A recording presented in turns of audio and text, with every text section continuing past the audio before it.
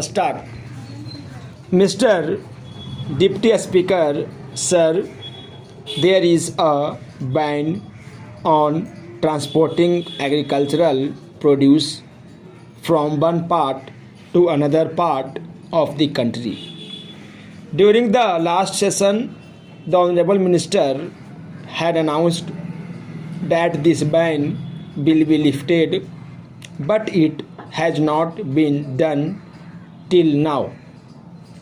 The farmers are unable to take their produce to any part of the country.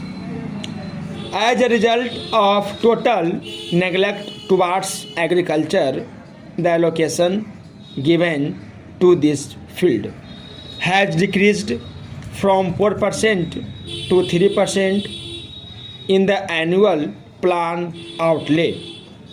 The allocation for National Bank for Agriculture and Rural Development is going down in every annual plan ever since.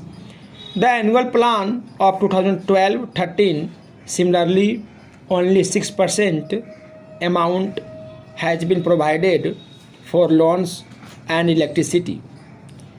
There has been no considerable increase in it in the last year. This step of the government is totally unjustified towards the farmers and agriculture. The continuous decrease in the groundwater level is also a matter of grave concern. Ever since the Congress party has come to power, there has been 10% difference between the estimated capacity and actual utilization of irrigation potential. If this gap had been filled, it would have increased the food grain production.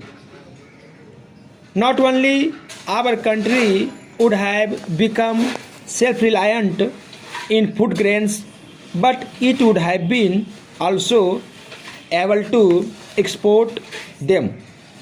Several big projects are lying pending, and near about 70% of land is deprived of irrigation.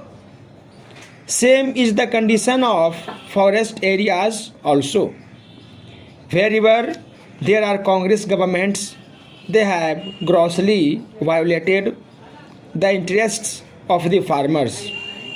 The network of multinational companies is spreading in our country, which will create problems for the farmers. Their interests are being mortgaged in the hands of foreign powers. Due to this reason, the country is becoming dependent on others, and it can jeopardize our political and social freedom. Para. Mr. Speaker, sir, it is bad luck that our farmers are not organized today, but the day they become organized, they can revolt. Since the time this Congress government has been formed, it is not even ready to accept rightful demands. Unless such activities as sabotage, economic blockade, and gherao are adopted, the government is not able to understand the problem.